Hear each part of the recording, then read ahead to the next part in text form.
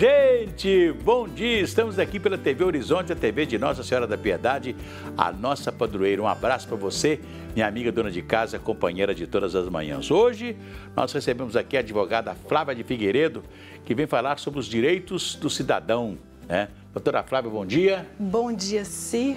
Bom dia, queridos telespectadores aqui da TV Horizonte. Pois é, tem algum tempo que a senhora não vem aqui, né? Tem, mas é um prazer estar aqui novamente. novamente. E aí acumula as perguntas que as pessoas ficam querendo saber de alguma coisa, né? Relação ao direito, né? Sim, sempre tem essas histórias. E aí as mulheres são as que mais perguntam, doutora Flávia, né? Por exemplo, a Ivane, ela construiu no terreno do sogro, né? Mas ela já está perguntando: se eu divorciar do meu marido, os meus direitos com a construção, como é que ficam? Sabe assim, para você, para os telespectadores, para Ivane, é muito comum aqui no Brasil, principalmente aqui em Minas Gerais, essa construção no terreno que já pertence ao sogro ou à sogra. Então, a construção, a edificação num terreno alheio, significa que essa construção que foi feita, ela passa a pertencer ao sogro e à sogra. É verdade. E existe a boa-fé, né? Porque você, quando faz essa construção, é porque seu sogro, sua sogra, eles consentiram. E se existe a boa-fé, então você vai ter direito a uma indenização. Caso venham a se divorciar, existem duas alternativas. Primeiro, tem que mandar avaliar aquela construção. O terreno, ele fica fora dessa avaliação, então vai ser só a construção. E vamos dar um exemplo. Se aquela construção vale R$100 mil, você pode conversar com o seu ex, né, o seu ex-marido, o ex-companheiro, dele pagar para você os 50%, que você vai ter direito se for no regime de casamento, no regime legal. Caso ele não concorde, o que você vai ter que fazer? Entrar com uma ação de indenização contra o sogro, porque, como eu falei no começo, o sogro é a ele que pertence essa construção. Mesmo que a casa, o terreno não seja vendido, mas se simplesmente ela divorciou, ela já tem direito de receber o que ela... Se ela, naturalmente, né, gastou para construir, né? Não, hoje, assim, pela lei, se você casou pelo regime legal de bens, você tem direito aos 50%. Você não precisa mais demonstrar efetivamente, monetariamente, que você gastou com aquela construção. Basta vocês viverem juntos por esse regime ou até mesmo uma união estável, vai passar a fazer direito a essa indenização, essa parte. Pois é, interessante, doutora Flávia, que eu vi isso demais onde eu nasci, né? E logo que a pessoa ia se casar, o sogro, ou o pai ou a mãe, permitiam que se fizesse um barracão no fundo, né? Correto. Para a pessoa começar a vida, ter ali, morar perto do sogro e da sogra. Às vezes dava certo, né? Às vezes não dava certo porque aí tem influência do pai, da mãe, da sogra, do sogro, essas coisas todas de família, né? Mas acontece uma coisa interessante. O que foi? Muitos, né, depois saíam dali para uma casa própria, né?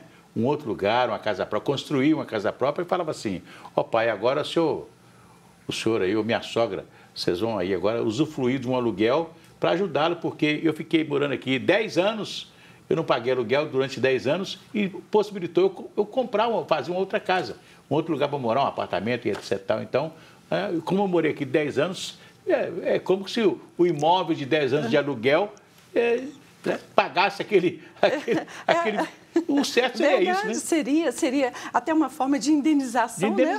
Por eles terem ocupado ali uma parte do terreno do sogro e da sogra. Poucas pessoas têm esse coração. Quando as pessoas simplesmente vão para outro lugar, né? E construir uma casa, comprar um apartamento, etc. Então, dá para o papai, a mamãe, para a sogra, para o sogro, para, naturalmente, explorar o aluguel. E isso Sem divorciar, né? Aí no caso aqui é divórcio, né? No caso de divórcio, aí tem que haver a partilha, não é? E começa já esses desentendimentos.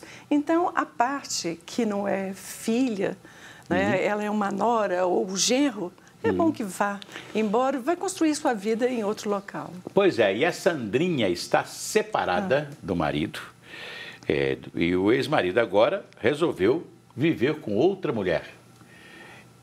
Podemos dizer que isso é uma união estável, doutora Flávia? Dessa outra mulher? Vão responder primeiro. O ex-marido, né, que se está separado, vai viver com outra, né? O que aconteceu ali, que deu para entender com essa pergunta, é que há uma separação de fato. Só que o casamento ainda continua, formalmente, eles continuam casados, né? Tendo o regime não teve a separação, de casamento. Divórcio, não teve. Mas quando existe essa separação de fato, o que acontece?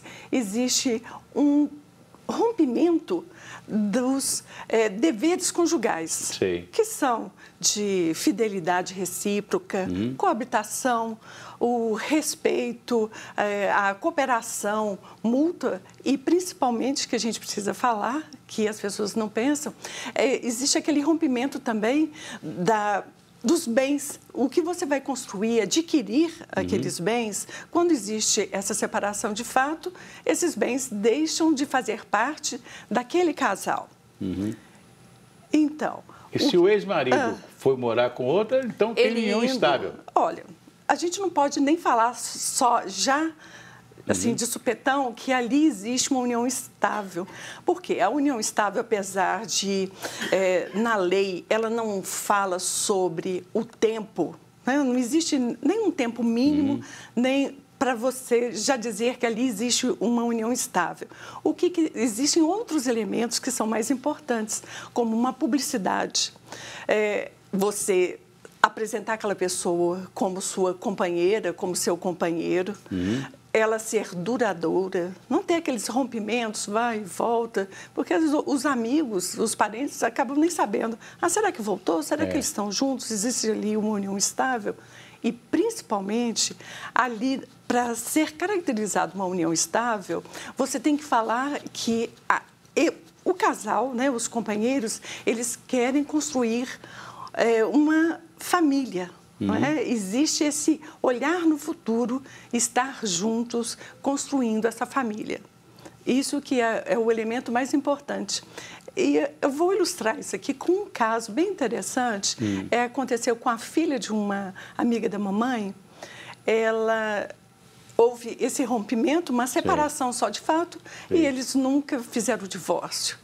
Só que o interessante é que ele permaneceu como se casado estivesse, no sentido, todos os dias ele estava presente, ele buscava os filhos, levava para a escola, ele mantinha aquela casa, né? Tinha aquela assistência mútua e era, assim, constante, uma presença constante. Os porteiros sabiam que ele estava ali. Eles não imaginavam que ele não tinha dormido em casa, achava que viajava e tudo, né? Podia pensar uma coisa dessa. E ele teve um relacionamento, e esse relacionamento que ele teve, ele nunca apresentou essa moça, né? A gente pode falar assim, para os familiares dele. Ele viajava com ela e ela também nunca ia à casa dele. Na verdade, ele ia para a casa dela, né? E quando ele veio a falecer, alguns anos depois, poucos anos depois, essa, que poderia ser dita como uma companheira, ela entrou com uma ação de reconhecimento e de solução da união estável, porque na cabeça dela ela viveu como companheira. E ela não conseguiu provar a ser. E... ela perdeu na justiça. Esse cara no anonimato, né? Exatamente, por isso que é importante essa publicidade para o reconhecimento da união estável. Vou cantar aquela musiquinha. Vai tudo bem, muito bem, muito bem, muito bem, muito bem, muito bem, bem, bem. Com pílulas de Lucem. Sabe aquela dorzinha urinária, aquela sensação de queimação e ardor? Pílulas de Lucem são antissépticas das vias urinárias e vocês encontram em todas as farmácias e drogarias. Estamos conversando com a doutora Flávia de Figueiredo. Daqui a pouco a gente volta.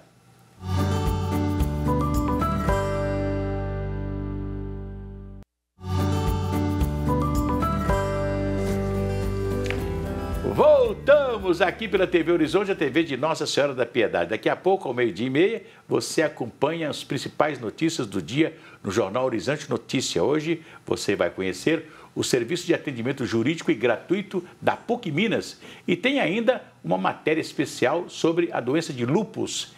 É daqui a pouquinho, ao 12h30, aqui na TV Horizonte. Estamos conversando com a doutora Flávia de Figueiredo, mas antes eu vou cantar aquela musiquinha. Se a criança acordou, dorme, dorme menina, tudo calmo, ficou, mamãe tem. Auricedina. Auricedina é um analgésico e antisséptico de uso local para adultos e crianças. Todo mundo sabe, dor de ouvido, auricedina. Se persistirem os sintomas, um médico deverá ser consultado. Vamos continuar a nossa conversa com a advogada Flávia de Figueiredo, que está aqui conosco. Doutora Flávia, quando ocorre, uma pergunta aqui muito interessante, quando ocorre uma separação, os bens móveis que guarnecem uma casa, eles têm que ser divididos também? Ou seja, geladeira, televisão, rádio, liquidificador, faqueiro, como é que faz? Cama. Olha, assim, o pessoal briga por tudo, até por aquele alfinete que ficava ali jogado em cima. O cachorro, o carro da casa são bens móveis. Então, quando existe esse rompimento, realmente precisam ser partilhados. Agora, se existe um litígio e eles não conseguem resolver, quando existe muita briga, discussão com relação àqueles bens, é necessário que os cônjuges demonstrem através de documentos, nota fiscal, através de alguma carta, ou falando que aquele ali foi doação do pai, ele já veio trazendo aquele móvel, né, que faz parte da família, para que ele seja partilhado também. Se, mesmo assim, eles não conseguirem se entender, aí é preciso fazer um arrolamento desses bens que guarneciam a casa do casal. E o oficial de justiça, ele vai anotar tudo o que tem ali. Essa televisão, esse enfeite, tudo, para que essa partilha seja dividida de uma forma equânime, né? 50% para cada um. Por isso que é bom que entre. Pois é, interessante, né? As pessoas, quando se casam e tal, etc. tal, ninguém pensa nisso, né, doutora Flávia? Que esse aqui eu comprei, aquele você comprou e tal, virou tudo uma coisa de família. E quando se separa,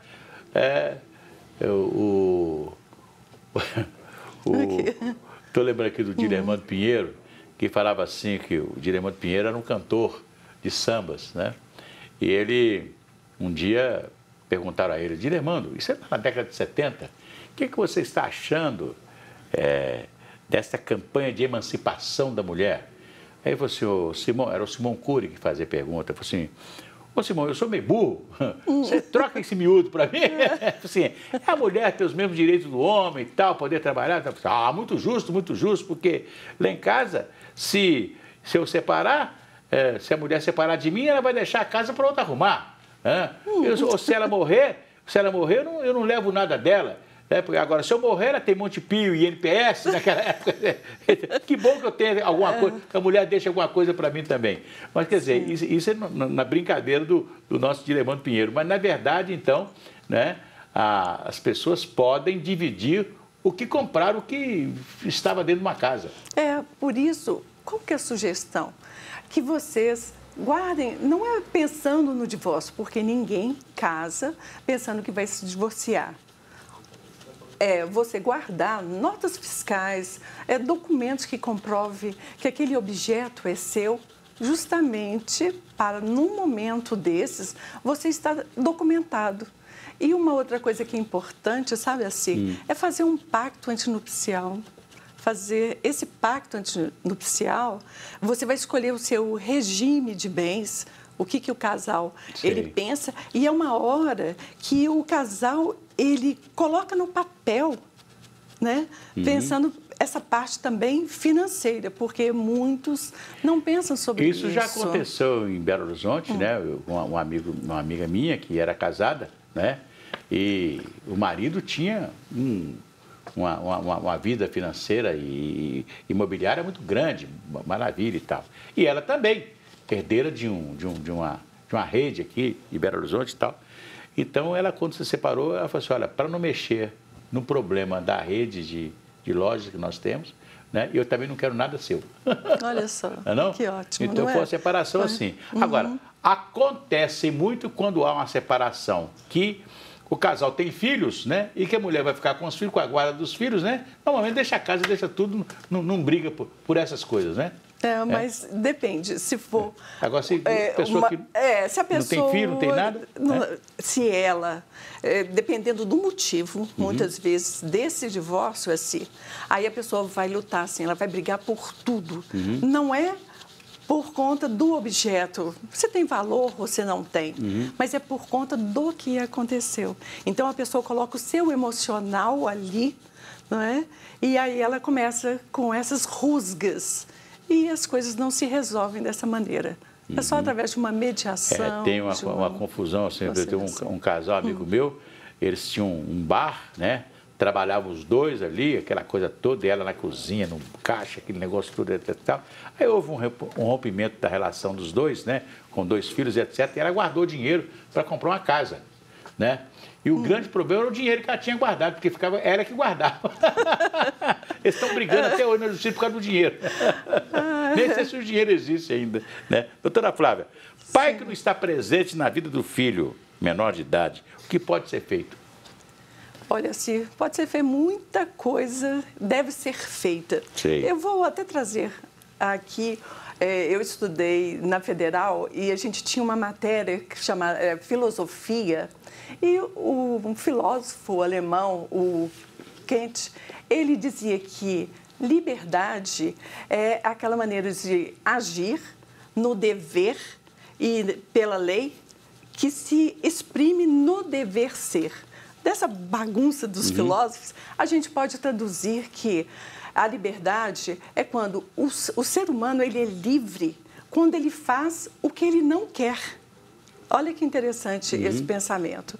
E porque você agir da maneira que você quer, fazendo o que você quer, você está agindo de uma forma impulsiva, não é? E você não amadureceu, porque a gente precisa amadurecer para entender que a gente tem obrigações e a gente tem deveres. E aí, voltando para esse conceito com relação à guarda, a gente pode falar que a guarda, ela precisa de uma decisão judicial, né, para estabelecer essa guarda, e ela tem que ser cumprida. E acontece muitas vezes em rompimentos que são considerados aquelas brigas, né, sem fim.